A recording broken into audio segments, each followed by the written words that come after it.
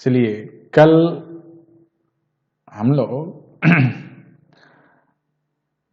इस rainbow part 2 का पहला चैप्टर का क्वेश्चन किए थे। बहुत सारा क्वेश्चन हम लोगों ने कल किया। लगभग 20 क्वेश्चन किए थे। और अब दूसरा टाइप है इसमें जो एक्सप्लेनेशन है, जो 4 नंबर कभी 5 नंबर का पूछता है, उसके बाद एक समरी है।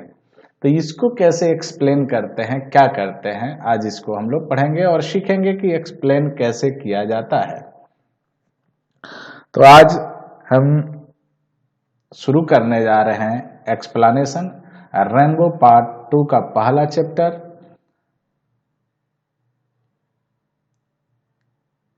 चलिए, एक्सप्लेनेशन में दिया है पहला में, ध्यान से देखें क्या करता है। एक्सप्लेनेशन में एक लाइन दे देता है और उस लाइन को आपसे पूछता है कि इसको एक्सप्लेन कीजिए। किसी भी लाइन को एक्सप्लेन करने के लिए आपके पास क्या क्या होना चाहिए, पहले इसकी चर्चा थोड़ा कर लेते हैं। तो किसी भी लाइन को एक्सप्लेन करने के लिए आपको ये पता होना चाहिए कि ये जो लाइन दिया है, आखिर ये लाइन है कहाँ, यानी किस पाठ का। दूसरी बात याद ये होना चाहिए कि ये लाइन जिस पार्ट से है वो चैप्टर क्या है, स्टोरी है, ड्रामा है, एसे है, जर्नी है, यानी है क्या। तीसरा बात जो याद रखना है वो याद रखना है कि इसके राइटर कौन है। और जो चौथी बात है वो ये होती है कि आखिर इस लाइन के जरिए कवि या राइटर कहना क्या चाहता है। क्योंकि एक्सप्लेनेशन आपको प्रोज में भी मिलेगा और पोएट्री में भी मिलेगा। तो ये इंडियन सिविलाइजेशन एंड कल्चर का पहला एक्सप्लेनेशन आपके सामने में रखने जा रहा हूं, देखेंगे। ये है, we notice that the mind is a restless bird, the more it gets the more it wants and still remains unsatisfied. कह रहा है कि मन एक बेचैन चिड़िए के समान है, मन एक बेचैन चिड़िए के समान है और इसे जितना मिलता है उतना ही इसकी चाहते बढ़ती जाती है। तो आखिर ये लाइन से महात्मा गांधी कहना क्या चाह रहे हैं। तो आप जब भी इसको एक्सप्लेन करें तो कम से कम इतना तो आपको पता होना चाहिए कि ये लाइन किस पाठ का है, इसके लेखक कौन है और जो पाठ है वो है क्या।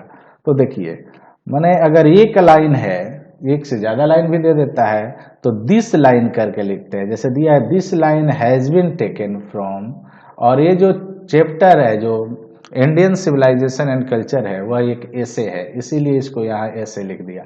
तो कहेंगे this line has been taken from this essay. अगर मान लीजिए यहाँ एक से अधिक लाइन होता तो यहाँ दिज करते, यहाँ लाइन्स करते और यहाँ हैव करते। क्लियर, समझ लीजिए। और इसको आप बनाएंगे और इसको आप अपने कॉपी पर जरूर नोट स्वरूप लिख लेंगे। कह रहा है कि this line has been taken from essay Indian civilisation and culture, यानी इसको लेख भारतीय संस्कृति और सभ्यता से लिया गया है।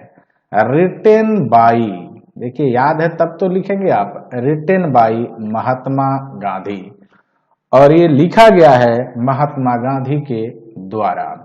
और ये जो लाइन है वो महात्मा गांधी के द्वारा लिखा गया है और लिया गया है कहां से, इंडियन सिविलाइजेशन एंड कल्चर से। Through this line he says that, इस लाइन के जरिए वे कहते हैं, यानी गांधी जी कहते हैं इस लाइन के जरिए, द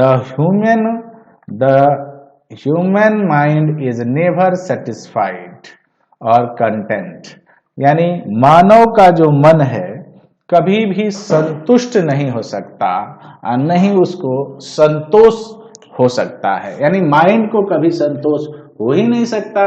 दूसरी बात, यह संतुष्ट भी नहीं हो सकता। कैसे, जस्ट लाइक अ बर्ड, या एक चिड़िए के समान होता है। ये जो मन होता है मानव का एक चिड़िए के समान होता है। मोर फ्रॉम वन, कह रहा है move from one branch to another, यानी भटकते रहता है एक ब्रांच से दूसरे branch, in search of pleasure, किसके खोज में, तो आनंद के खोज में, आनंद के खोज में। सेम इन द कंडीशन, ठीक इसी प्रकार स्थिति होती है ह्यूमन बीइंग, मानव की भी, यानी मानव भी संतुष्ट नहीं होता, मानव भी क्या करता है कि अपनी संतुष्टि के लिए यहां वहां भटकते रहता है। वही बात कहे हैं तो आपने देख लिया कि कैसे हमने इसका एक्सप्लेनेशन किया।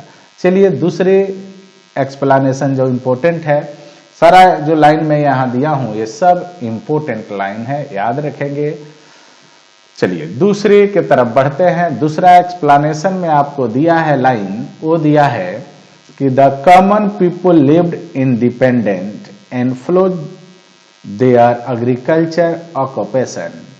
कह रहा है कि जो सामान्य लोग थे स्वतंत्र रहते थे और अपने कृषि कार्य में, कृषि पेशा में लगे रहते थे। आखिर गांधी जी इस लाइन से क्या कहना चाहते हैं और ये जो लाइन है वो लिया कहां से गया है? तो सिंपल जब क्वेश्चन में ये लाइन आ जाता है तो आपके माइंड में नहीं याद रहता है, इसलिए आपको पढ़ाते समय मैं वहां अंडरलाइन करवाया हूं, उसको भी याद रखेंगे।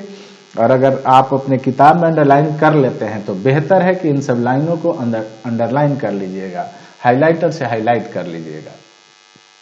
फिर उसी तरह लिखेंगे, चूंकि एक ही लाइन है तो कहेंगे कि this line has been taken from the essay, यानी यह लाइन लेख इंडियन सिविलाइजेशन एंड कल्चर से लिया गया है, रिटेन बाई महात्मा गांधी, जो महात्मा गांधी द्वारा लिखा गया है।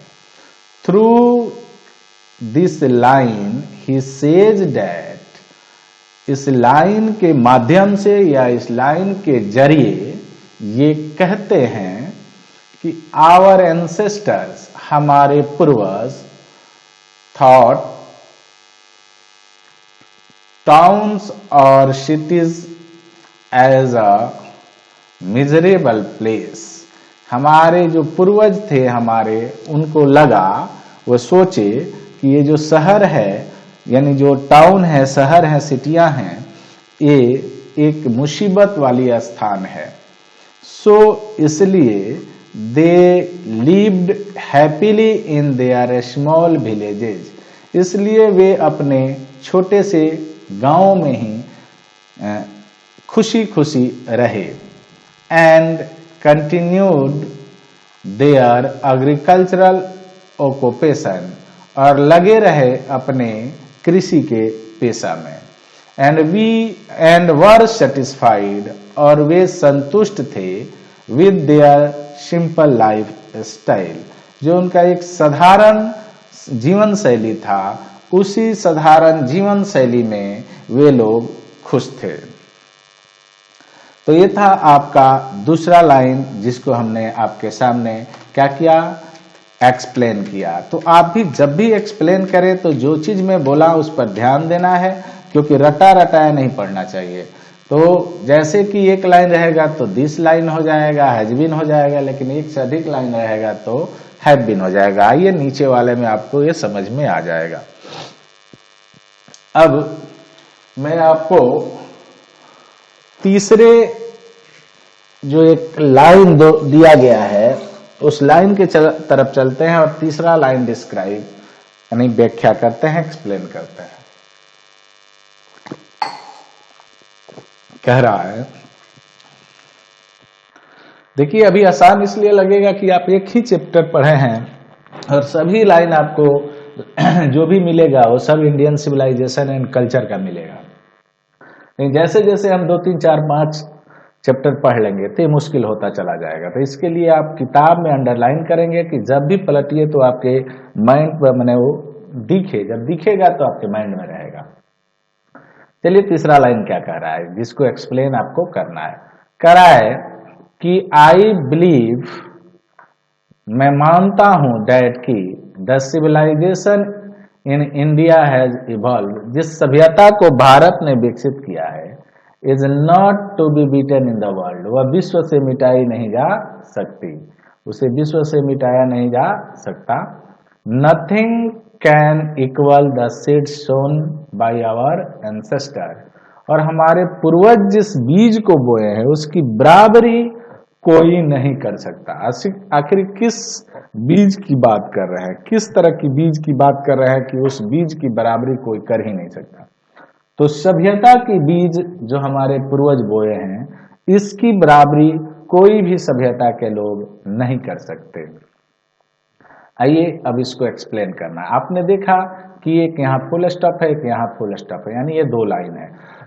यानी अब ये दो लाइन हो गए तो ये दिस न होकर दीज हो गए। क्लियर है? तो आप लिखेंगे दीज लाइन्स। अब जब ये प्लुरल हो गए तो यह प्लुरल वर्ब आ गया है, तो कहेंगे these lines have been, these line have been taken from, लिया गया है, द एसे लेख इंडियन सिविलाइजेशन एंड कल्चर, भारतीय संस्कृति और सभ्यता से, रिटेन बाई महात्मा गांधी, जो महात्मा गांधी के द्वारा लिखा गया है। कह रहा है कि रिटेन बाई महात्मा गांधी, महात्मा गांधी के द्वारा रचित है या महात्मा गांधी के द्वारा लिखा गया है। Through these lines he says that, वे कहते हैं कि इंडियन सिविलाइजेशन इज अनबीटेबल, कि जो भारतीय सभ्यता है वो कभी मिट नहीं सकती, यानी उसे मिटाने वाला कोई है नहीं। when compare to the other civilisation, जब दूसरी सभ्यता से वो तुलना करते हैं, तो सिविलाइजेशन ऑफ द वर्ल्ड यानी विश्व की दूसरी सभ्यता से जब ये तुलना करते हैं तो वे कहते हैं कि भारतीय सभ्यता एक ऐसी सभ्यता है जिसको कभी मिटाया नहीं जा सकता। आगे कह रहे हैं कि moral value taught by our ancestors, क्योंकि जो नैतिक मूल्य सिखाया गया है वो हमारे पूर्वजों के द्वारा सिखाया गया है। Are base of our civilisation, यही हमारे सभ्यता के आधार हैं। और ये जो मोरल वैल्यू है जो हमारे पूर्वजों द्वारा हमें सिखाया गया है, यही उसकी आधार है। And can not be equal, और ये कभी इक्वल हो ही नहीं सकता, अर्थात इसकी कोई बराबरी कर ही नहीं सकता। चलिए अब बात करेंगे हाउ टू एक्सप्लेन, हमने सीख लिया। अब बात करेंगे समरी, यानी जब कोई चैप्टर हम पढ़ लेते हैं तो उस चैप्टर को समराइज करते हैं, सारांश उसका लिखते हैं कि आखिर वो क्या था, उसमें हमने क्या सीखा और वो क्या कह गया। तो ये सारी चीजें को जानने के लिए हम लोग एक समरी को पढ़ते हैं। अब वही समरी यहाँ है। इस पैराग्राफ का मैंने इस चैप्टर का इंडियन सिविलाइजेशन एंड कल्चर का अंतिम चीज आप समरी पढ़ेंगे, क्योंकि आपने ऑब्जेक्टिव पढ़ लिया, ऑब्जेक्टिव का अलग वीडियो आपको मिला है, फिर सब्जेक्टिव पढ़ा, सब्जेक्टिव में आपको 20 क्वेश्चन मैंने दिया है जो इस चैप्टर से है। इससे बाद अगर आप इसको पढ़ लेते हैं तो आपको दूसरा नहीं आएगा, फिर कह रहे हैं कि इसी में से रहेगा, आप ध्यान से इसको पढ़ें। अब आज जो ये वीडियो हम लोग इसमें देख रहे हैं कि हमने सीखा कि एक्सप्लेन कैसे करते हैं किसी लाइन को।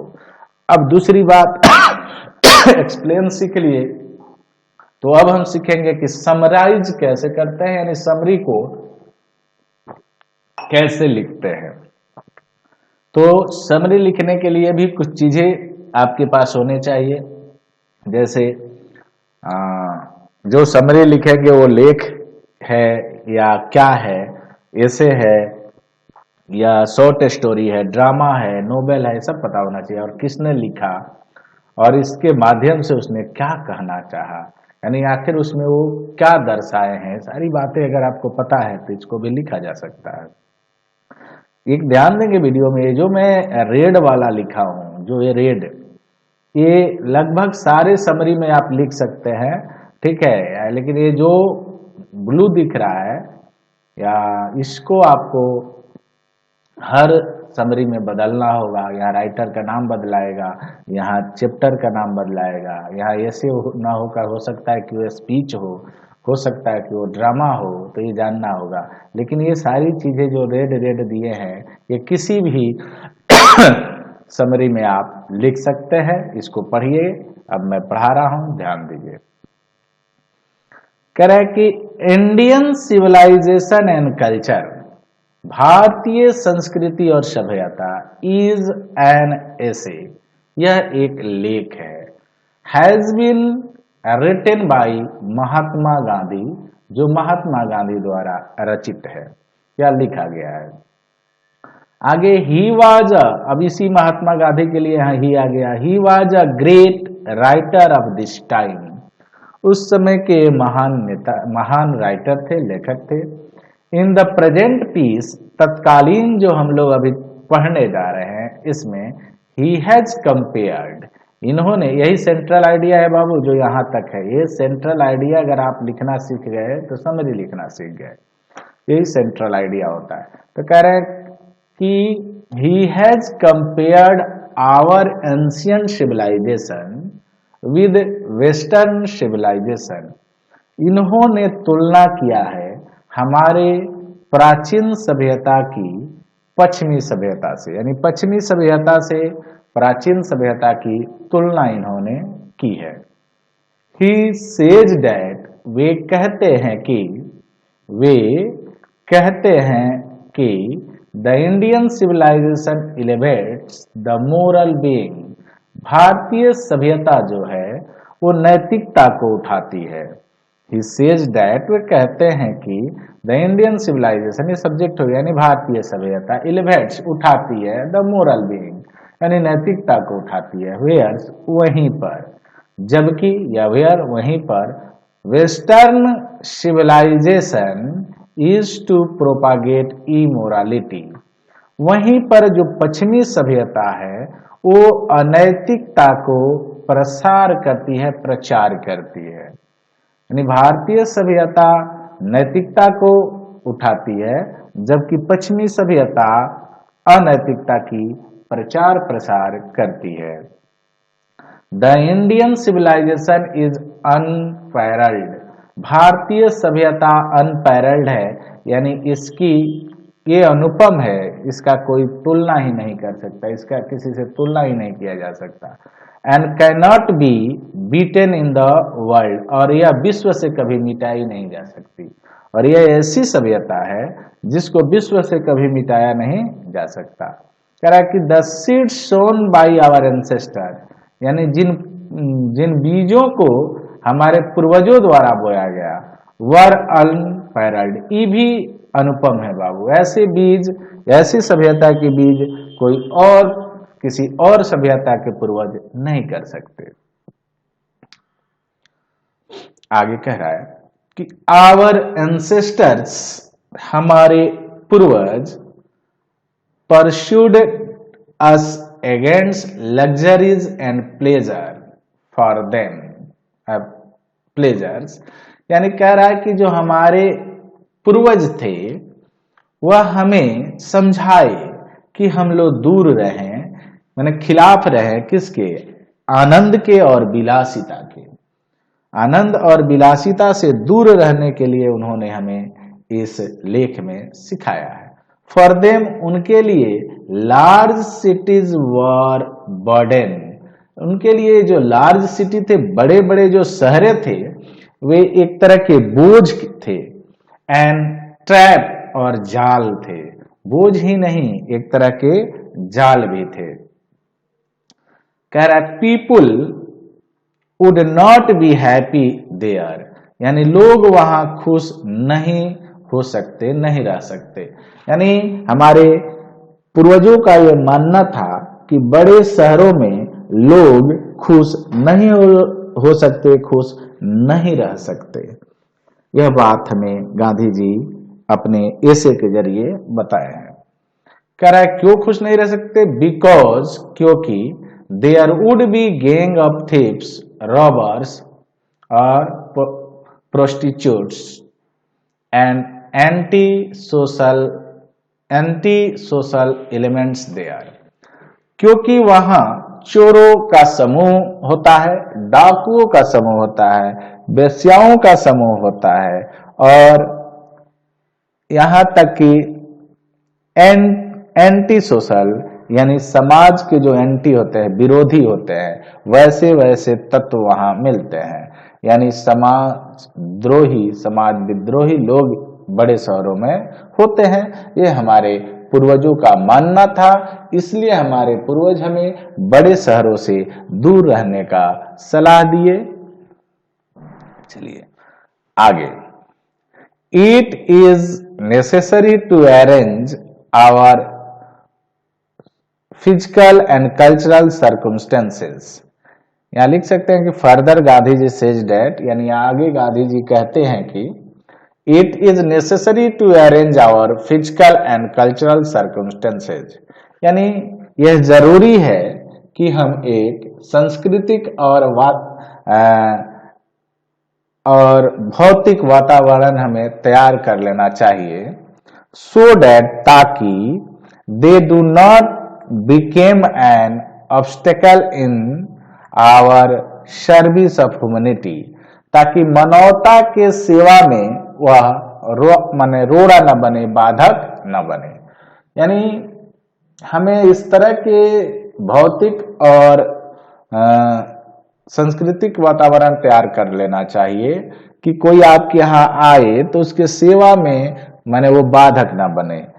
बात समझ रहे हैं? And all energy should be concentrated to develop them, और ऐसे वातावरण को तैयार करने के लिए हमें जितनी भी हमारी एनर्जी है, ऊर्जा है, उसमें उसको डेवलप करने के लिए लगा देनी चाहिए। Finally it's awesome presentation by, ये फिर मैं बोल रहा हूं कि ये किसी भी समरी में आप लगा देंगे चलेगा। अंततः यह एक बड़ा ही सुंदर प्रस्तुति है। किसके प्रस्तुति है? राइटर का। बड़ा ही सुंदर प्रस्तुति है राइटर का। Where he has beautifully express his idea, जहां पर उसने अपने आइडिया यानी विचारों को खूबसूरती से रखा है, जहां पर उसने अपने विचारों को खूबसूरती से रखा है। The words are lucid and attractive, जो इसमें शब्द हैं वो बड़ा ही स्पष्ट हैं और आकर्षक है। जो भी शब्द इसमें प्रयोग किए गए हैं वे सारे शब्द बड़ा ही स्पष्ट हैं और अट्रैक्टिव हैं। The vision of writer is clear, writer का इसमें जो विजन है, दृष्टिकोण है, वो स्पष्ट है। क्लियर हेयर, यहाँ एकदम स्पष्ट है। यानी जो राइटर है, यानी जैसे महात्मा गांधी हैं, तो महात्मा गांधी का जो यहाँ पर विजन है वह स्पष्ट दिख रहा है, स्पष्ट है। And it gives the fresh tone to the reader's mind, और ये पाठकों के मन में एक फ्रेश यानी ताजा स्वर देता है। तो ये था बाबू आपके समरी। तो आशा करते हैं कि आप बड़ी सुंदर से पढ़े होंगे सारे चीज। पहले आप बुक को पढ़ेंगे एक एक लाइन जैसे मैंने पढ़ाया है, फिर बुक पढ़ने के बाद आप सबसे पहले ऑब्जेक्टिव का वीडियो देखेंगे, फिर सब्जेक्टिव का वीडियो देखेंगे, और लास्ट में ये वीडियो देखेंगे जिसमें आपको एक्सप्लेनेशन मिलेगा और समरी मिलेगा। और यहाँ आपका ये चैप्टर होता है खत्म।